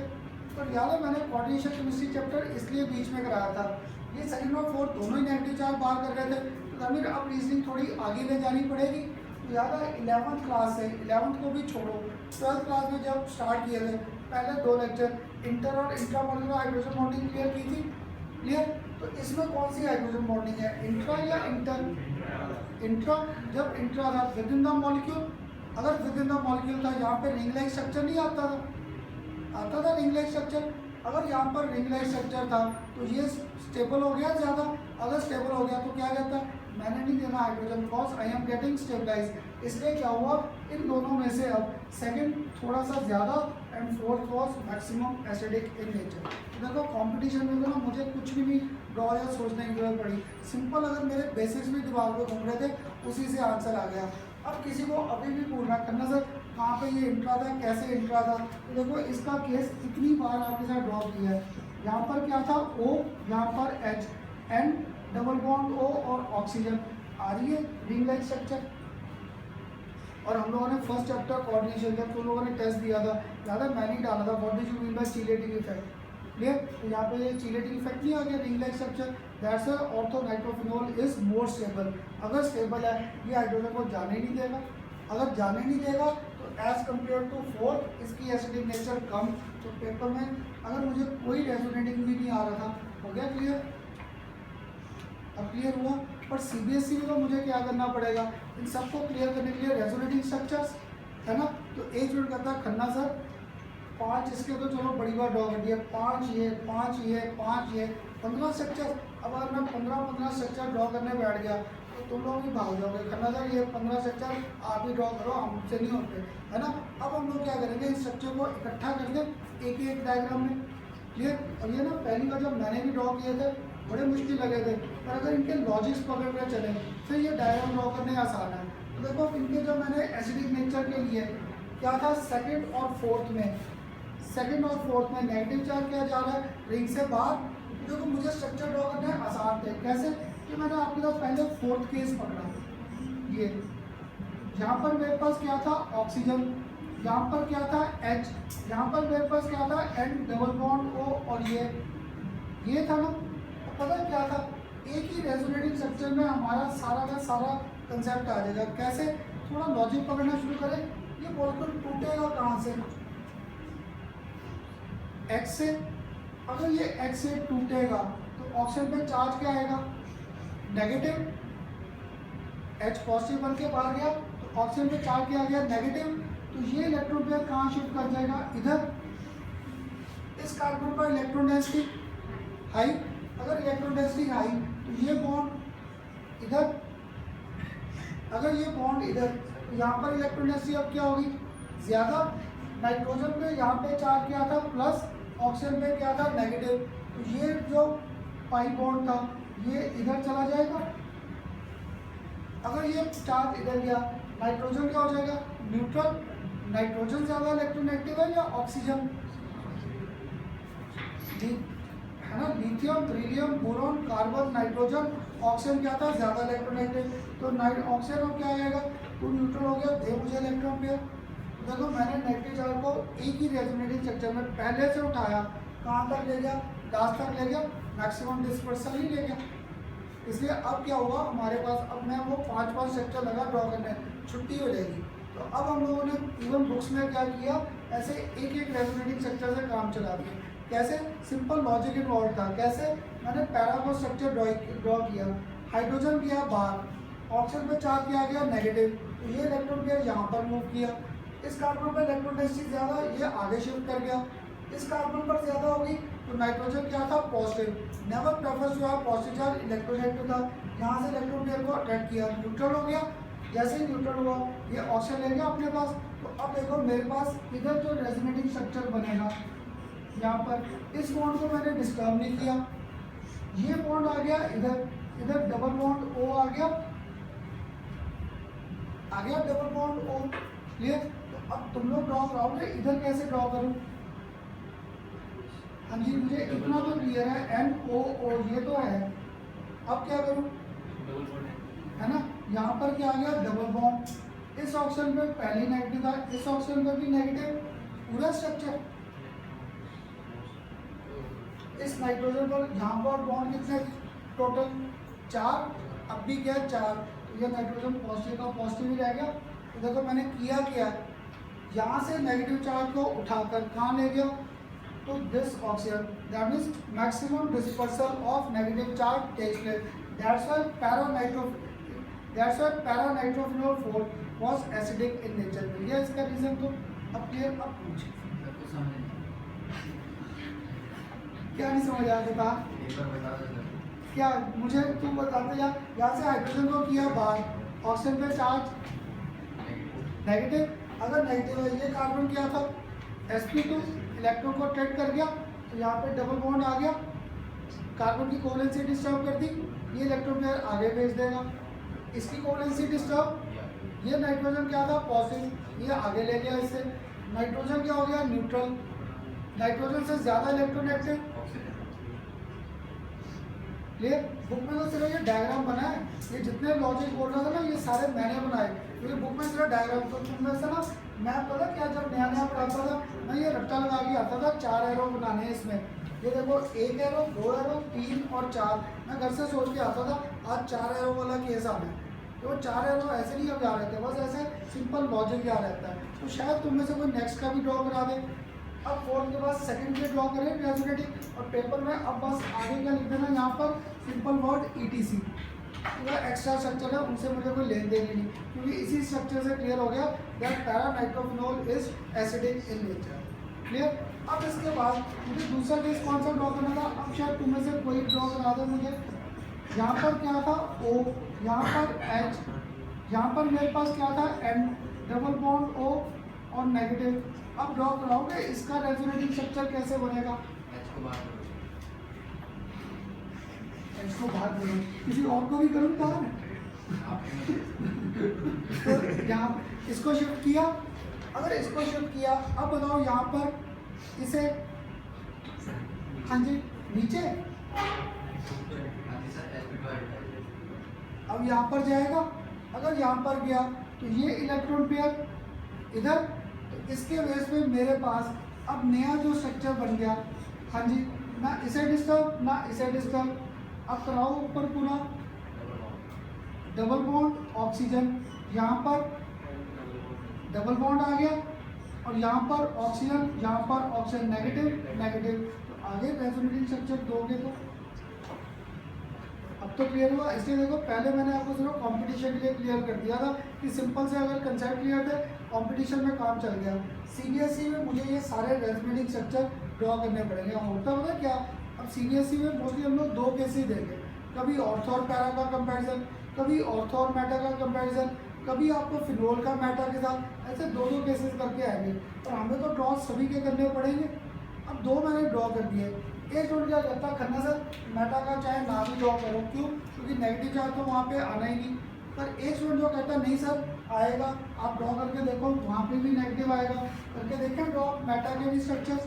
तो अगर हम मेटा के स्ट्रक्चर ड्रॉ करता है, ये देखो यहाँ पर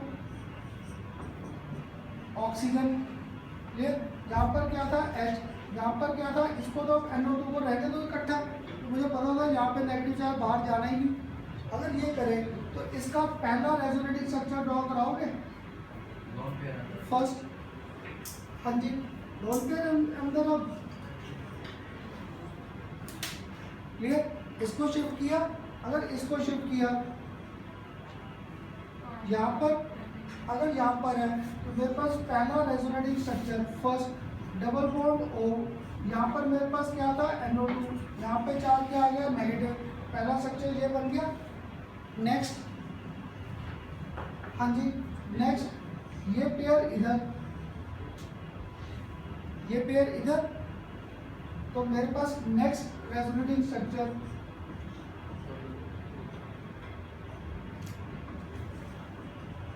अब तुम लोग बताओ आगे है बनाने की जरूरत है ना, क्योंकि यहीं पे कंसेप्ट आ गया।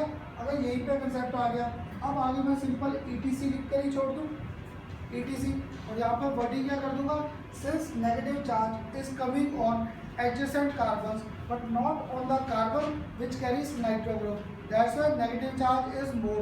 अगर नेगेटिव चार्ज मोर था तो स्टेबिलिटी क्या थी, कम, that's why meta nitrophenol is less acidic as compare to ortho and para. फिर बोलूँ वर्डिंग, यहाँ पे क्या था, इन स्ट्रक्चर से मुझे बुक की लैंग्वेज याद नहीं रही, मुझे डायग्राम से क्लियर हो गया। Since negative charge is on the carbon adjacent to the carbon which carries nitro group, ये negative charge is on the carbon adjacent to the carbon which carries nitro group, this negative charge remains in the ring. अगर negative charge रह गया ring में, stability of meta nitrophenol is less as compare to किसके, ortho and para, that's why first least acidic, second slightly more acidic and third and second and fourth are maximum acidic in nature. और बाद में compare किसको करना है, second और fourth को। अब बताओ सबको क्लियर हुए लॉजिक्स, क्लियर। और पेपर में ना मैंने आपको सारे स्ट्रक्चर ड्रॉ कर दिए, लेकिन सोचो करना था सारे आएंगे, सारे नहीं, CBSE में मैं आपको 2 या 3 का कंपैरिजन डाल दूंगा। कैसे, सिंपल सा डाल सकता हूँ। पहला question, why meta nitrophenol is less acidic as compared to ortho and para, तो ये सारे रेजोनेटिंग बन जाएंगे।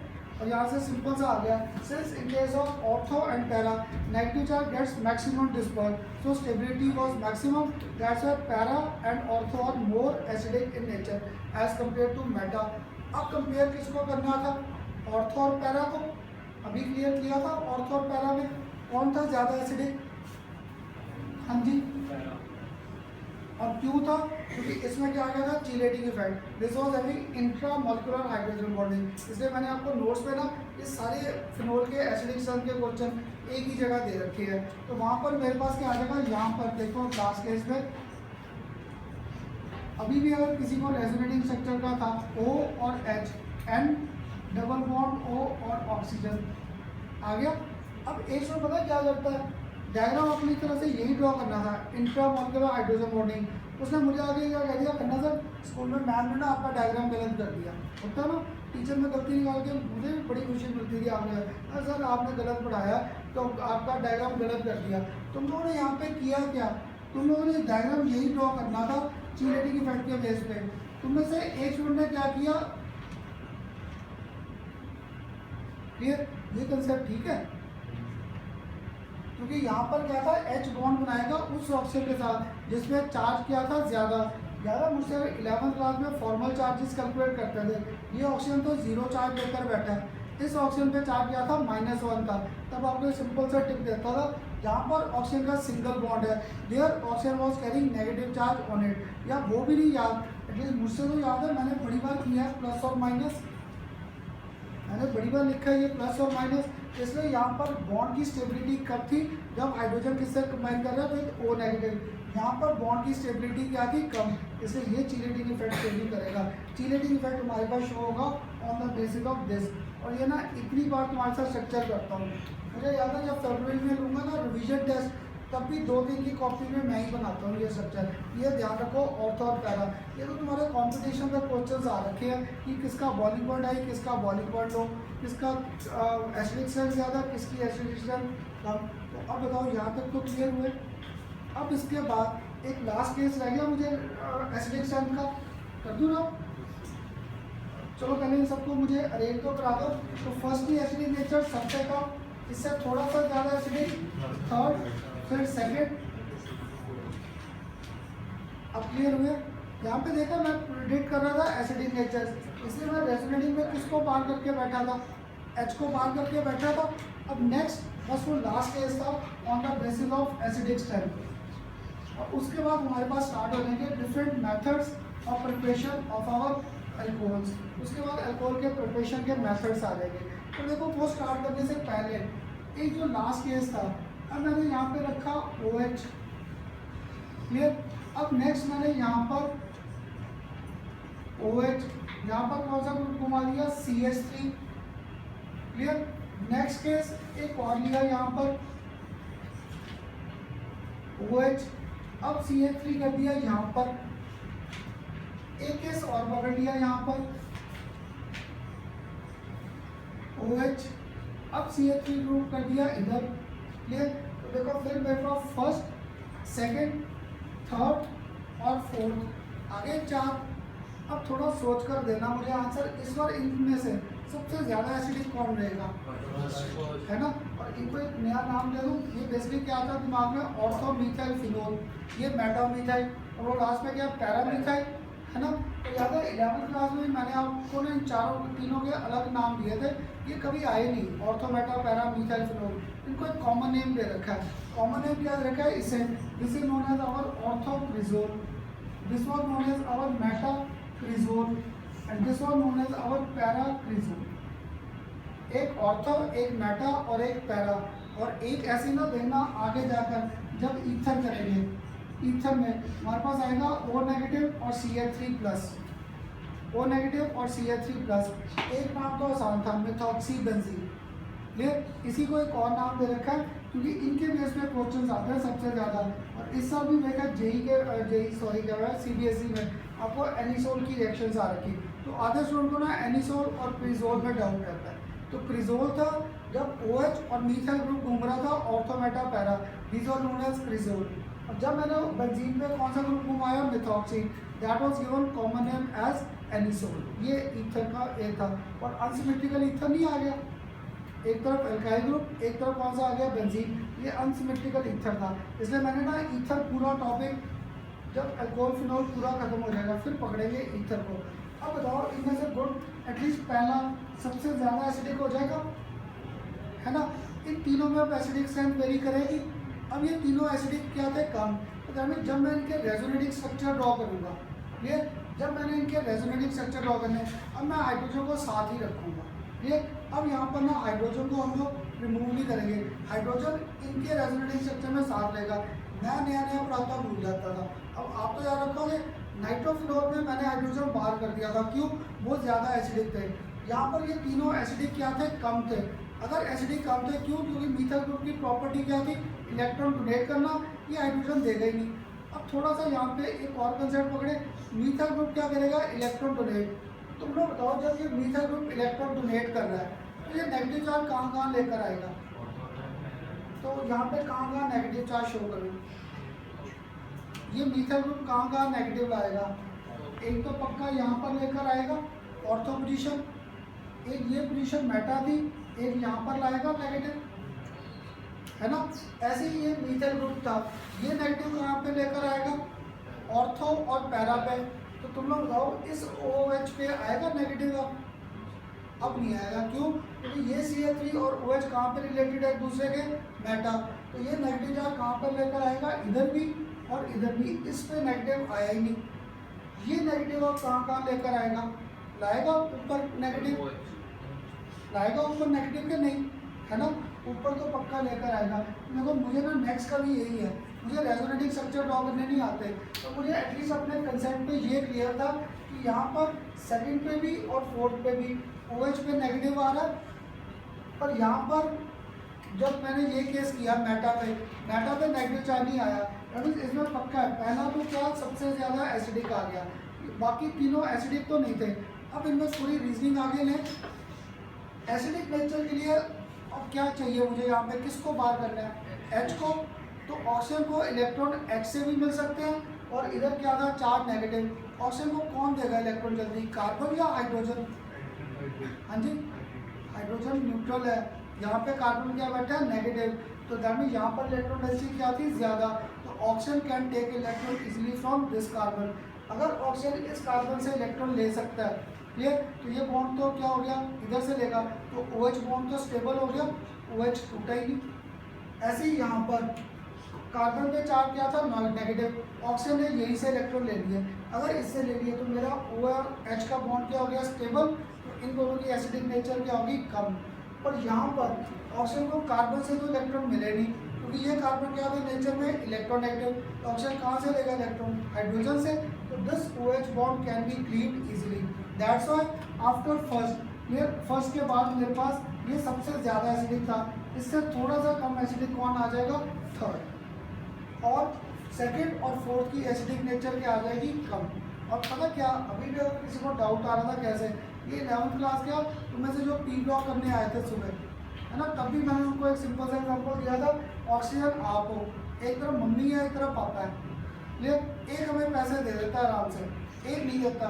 तो ऐसे ही यहाँ पे ऑक्सीजन को क्या, तुम लोग पैसे जब कहीं जाना है पार्टी वार्टी में, है ना, तो अगर मेरे जैसे पापा है वो तो 36 सवाल पूछते हैं, कहाँ जाना है, क्यों जाना है, कितने बजे आएगा, कौन जा रहा है, तो लास्ट वीक भी पैसे लिए थे वो कहाँ गए, तो मेरे पास तो बच्चे आए नहीं पूछने, तो मम्मा से पैसे लेके भाग गए।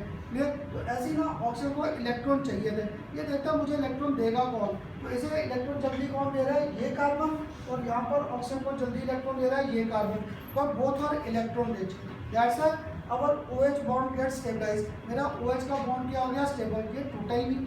क्लियर, पर यहाँ पे जो ऑक्सीजन था, यहाँ पे ऑक्सीजन को कार्बन से मिले नहीं, ये किससे लेगा इलेक्ट्रॉन, H से, अगर ये H से लेगा तो cleavage of H in the form of H+ will increase, that means तीनों में से पक्का है थर्ड की एसिडिक नेचर की आ गई ज़्यादा। अब किस में फंस गए जाके, सेकंड और फोर्थ। अब तुम लोगों ने मुझसे ज़्यादा प्लस का इफेक्ट किया था, तो जैसे जैसे कार्बन एटम बढ़ते हैं इफेक्ट स्ट्रॉन्ग होता है या वीक, अब तुम वैसे आज सबसे दूर जाके बैठ गया, तो मुझे अब समझ आ रहा है तुम कॉपी पे क्या लिख रहा है कि नहीं, नहीं ना, क्योंकि मेरा इफेक्ट तेरे पे क्या हो गया, कम हो गया ना, कम। ऐसे ही इनमें था, यहाँ पे कार्बन ग्रुप इमीडिएट नेबर था, तो it was having maximum tendency to donate electron. यहाँ पर क्या हुआ, ये कार्बन इलेक्ट्रॉन डोनेट कर रहा था, बीच में दो कार्बन नहीं आ गए, तो यहाँ पर नेगेटिव चार्ज क्या आया, कम, और यहाँ पर नेगेटिव चार्ज क्या आया, ज़्यादा। अब तो तुम में से कोई बता देगा, इतने टिप दे दिए कि इसमें नेगेटिव चार्ज क्या था, सबसे ज़्यादा, और इसमें नेगेटिव चार्ज क्या था, इसके कंपैरिजन में कम, तो कौन हाइड्रोजन जल्दी बाहर कर सकता है ना। तो क्या हो गया, थर्ड के बाद हमारे पास क्या आ गया, fourth, and second was least acidic in nature. तो देखो कंपटीशन में तो ऐसे ही काम चल गया मेरा, हाँ जी, कंपटीशन में तो सिंपल वर्डिंग से ही काम चल गया, पर CBSE में मुझे इन सबके क्या शुरू करने पड़ेंगे, रेजोनेटिंग स्ट्रक्चर। अब बताओ, पहले मैं खुद को इंटरेस्ट लेके समझा रहा हूँ या समझ आ रहा है पक्का। और तुम लोग ना यहाँ पे वो मम्मी पापा के एग्जाम्पल में मेरे हिसाब से कुछ जल्दी समझ आ जाता है, तो घर में सोचने नहीं लगते हो दिमाग में, कौन पैसे जल्दी देता है, कई बच्चों को कहते हैं करना सर दोनों ही दे देते हैं, पर मेरे जैसा जो है ना, मैं पहले तो 36 सवाल ही पूछता हूँ, अभी कहाँ जाना है, क्यों जाना है, क्या करना है, तो मेरे पास नहीं आते। ऐसे ही यहाँ पे ये है कि जो नेगेटिव चार्ज, जो इसको इलेक्ट्रॉन जल्दी दे देगा, ये उससे ले लेगा, दूसरा बॉन्ड क्या हो गया, स्टेबल। लॉजिकली ये तो क्लियर, पर अब CBSE में मुझे क्या इन सबके स्ट्रक्चर ड्रॉ करने पड़ेंगे, तो अगर इनके स्ट्रक्चर ड्रॉ करने थे सबसे पहले फिर पैरा को ही पकड़े। अब देखो, जब पैरा का केस पकड़ा मैंने, यहाँ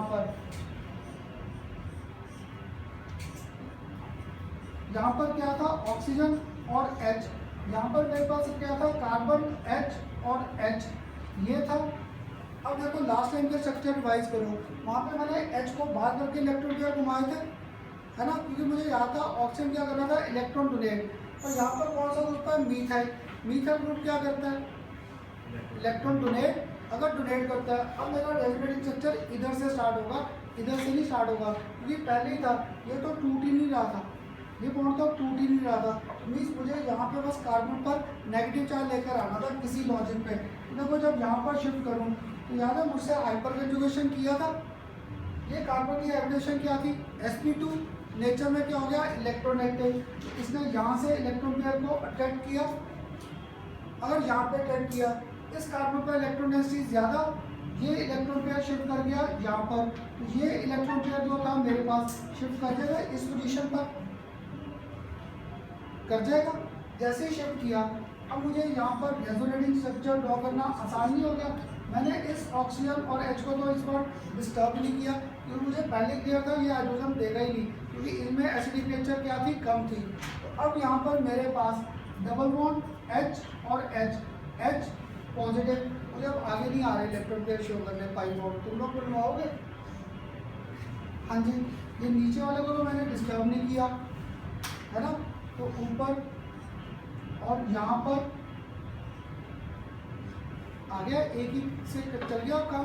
अगर मेरे पास यहाँ पर नेगेटिव चार्ज और आगे बस क्या लिखकर छोड़ दूंगा यहाँ पर ETC। मुझे बाकी का रेजोनेटिंग स्ट्रक्चर ड्रॉ करने की अब जरूरत ही थी।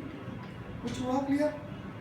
पहला रेजोनेटिंग सबको क्लियर हो रहा है कि नहीं? अगर ये क्लियर था, ऐसे ही देखो अब नेक्स्ट केस भी ड्रॉ करा दोगे। फिर यहाँ पर नेक्स्ट केस ऑक्सीजन और H, यहाँ पर कार्बन एक H, सेकेंड H और थर्ड H, है ना। अब अगर इसका रेजोनेटिंग स्ट्रक्चर ड्रॉ करना था तो कैसे करूँ? ये इलेक्ट्रॉन पेयर पक्का यहाँ पर आएगा, तो ये इलेक्ट्रॉन पेयर कर जाएगा यहाँ पर शिफ्ट। अगर यहाँ पर शिफ्ट किया तो we get formation of new resonating structure. ये यहाँ पर ऑक्सीजन और H नेगेटिव, यहाँ पर कार्बन H और H पे चार्ज क्या आ गया? पॉजिटिव। तो बन गया मेरे पास ये। इसके बेस पे एक चीज़ तो क्लियर होगी मेरे पास यहाँ पर कि पहला सबसे ज़्यादा एसिडिक है, क्लियर। और इसके बाद ये जो बना रखे हैं मैंने सेकंड और फोर्थ, इनकी एसिडिक नेचर क्या होगी? कम। क्यों कम होगी? Because in this case carbon carrying OH group was getting electron rich.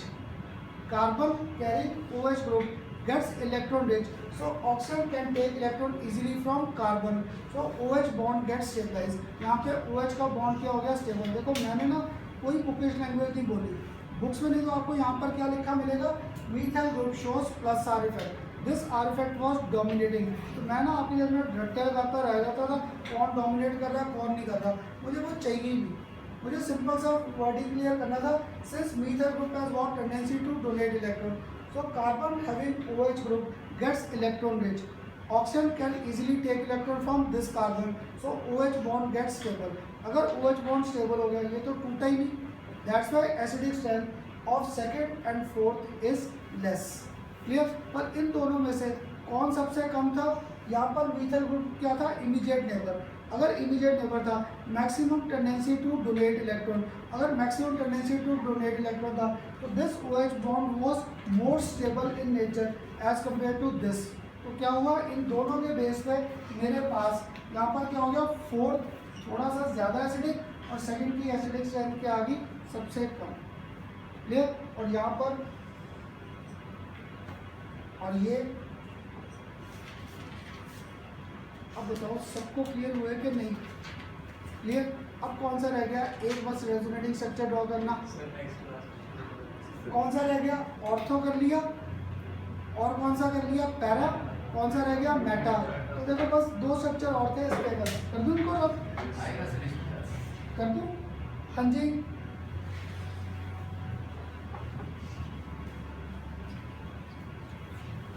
अब देख, अगर इसको करके अब मेटा का जब मैंने स्ट्रक्चर ड्रॉ करना था, मुझे कोई कंसेप्ट हो गया मूव करने के लिए इलेक्ट्रॉन पे। यहाँ पर क्या था? OH। क्लियर? यहाँ पर क्या था? कार्बन H और H। अब अगर मैं वैसे तो रेजोनेटिंग बनाने हैं तुम्हारे 2-3 के कहने पे, ये नहीं कि छोड़ दूंगा। अगर मैं ना भी ड्रॉ करता, है ना, तो मुझे ऐसा क्लियर नहीं था नेगेटिव चार्ज कहाँ कहाँ घूमेगा। इधर भी आएगा और इधर भी आएगा। क्लियर?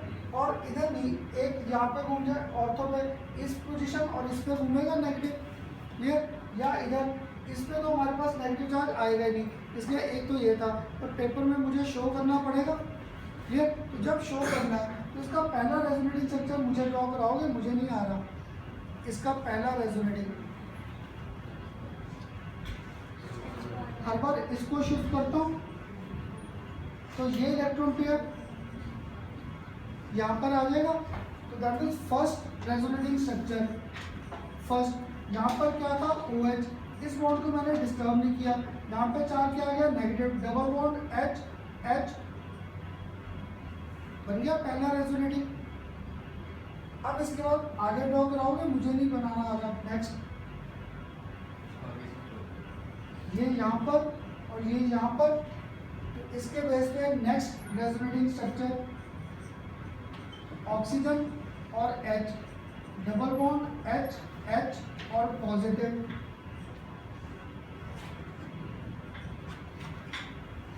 क्लियर? और next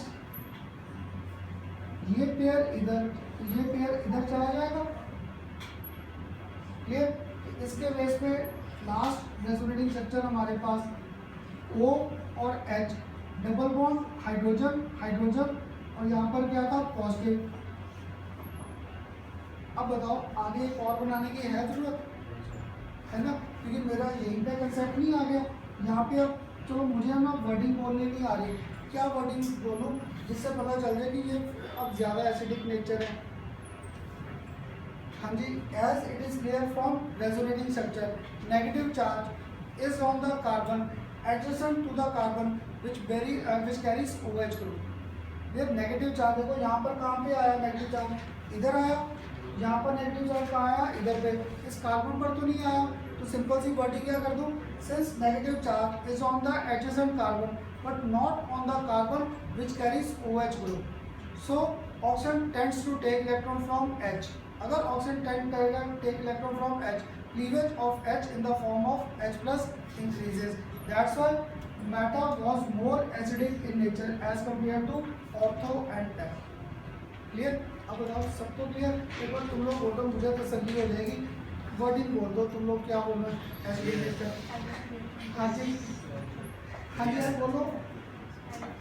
as it is clear from resonating structure, negative charge is on adjacent carbon, not on the carbon which carries OH group. So oxygen tends to take electron from किससे hydrogen, so OH bond can be cleaved easily, acidic strength is maximum. और बाकी दो में wording क्या आ गई, since as it is clear from resonating, negative charge is on the same carbon which carries OH group, so oxygen can take electron from carbon easily, OH bond gets stabilized. Clear. अब paper में ना ऐसे simple words पे चले जाओ, bookish language में मुझे नहीं याद है। क्लियर। और पता क्या, अगर तुम लोगों ने ये रेजोनेटिंग स्ट्रक्चर ड्रॉ कर दिए, कोई पेपर में पढ़ेगा ही नहीं तुम लोगों ने लिखा गया, तो ये सारे स्टूडेंट ड्रॉ कर ही नहीं पाएंगे। तो मुझे भी याद है ये जो स्ट्रक्चर्स है ना ये वाले, ये मुझे भी याद इस बुक से मैंने वो ढूंढे थे, फिर आखिर में पता क्या सारे नोट्स मैंने प्रॉपर बनाए। इसलिए मुझे कहीं रेजोनेटिंग जिस बुक से मिले थे ना वो कहीं से डाउनलोड नहीं हो रही थी, फिर मैंने ये सारे स्ट्रक्चर खुद बनाए हैं आपके लिए, कि जहाँ से मैंने उठाए थे खुद बना के एक्सप्लेन किया। तो अब बताओ यहाँ पर सारे, अब एक बार जाने से पहले छुट्टी तो हुई तुम सबकी, तो मुझे एक बार रिवाइज करा दो मुझसे ऐसे सब किए कौन कौन से केस बहुत किए। तो पहला एसिडिक सेल कौन सा कंपेयर किया था, पहला सारे के सारे गुड प्राइमरी सेकेंडरी टर्शियरी, अभी पहले सारे एलिफेटिक अल्कोहल पकड़े, फिर एलिफेटिक और एरोमेटिक को कंपेयर किया, कौन था ज़्यादा एसिडिक, एरोमेटिक, क्योंकि एरोमेटिक नेगेटिव चार्ज को क्या कर देता था रिंग से बाहर, तो स्टेबिलिटी बढ़ती थी रेजोनेंस, तो एरोमेटिक ज़्यादा। फिर मैंने एरोमेटिक को फिर घुमाया कैसे, अब उसके ऑर्थो और मेटा पे ग्रुप्स लाने शुरू कर दिए, एक बार इलेक्ट्रॉन डोनेटिंग, एक बार क्या किया इलेक्ट्रॉन विड्रॉइंग। अगर इलेक्ट्रॉन विड्रॉइंग था उसकी एसिडिक नेचर क्या थी सबसे ज़्यादा। क्लियर। और लास्ट केस में जाकर ऑर्थो और मेटा पैरा पे घुमा दिए, कौन से, कभी इलेक्ट्रॉन डोनेटिंग और कभी इलेक्ट्रॉन विड्रॉइंग, एक बार नाइट्रो ग्रुप और एक बार कौन सा ग्रुप घुमा दिया मिथाइल। अब तो क्लियर हुए एसिडिक सेल के। अब जब नेक्स्ट लेक्चर आओगे ना इन सब के कोई ना कोई पहले 2-3 क्वेश्चन पूछ लूँगा कैसे थे, और इसके बाद कौन सा टॉपिक आ जाएगा methods of preparation of our alcohols, वो अल्कोहल के प्रिपरेशन आ जाएंगे और नेक्स्ट लेक्चर में। ठीक। और एक साथ पता और काम करना, तुम लोगों को बड़ी बार लास्ट मंथ भी कहा था, तुम में से काफ़ी बच्चों की तो सेकेंड इंस्टॉलमेंट आ रखी है ना, काफ़ी होगी आ गई, कुछ स्टूडेंट अभी भी रहते हैं, तो मैं नाम तो ज़्यादा शुरू से नहीं लेता, तो तुम लोग जिनके सेकेंड इंस्टॉलमेंट ड्यू थी अब तक 25 आने थे आपके, क्लियर। अभी तक कई हैं जिनके 5 या 10 ही घूम रहे हैं, तो एक्सपेंसेस मेरे भी बड़े हैं, तो नेक्स्ट बार जिसके जो ड्यू थे नेक्स्ट इंस्टॉलमेंट वो ले आना ताकि मेरी भी गाड़ी चलती है। ठीक।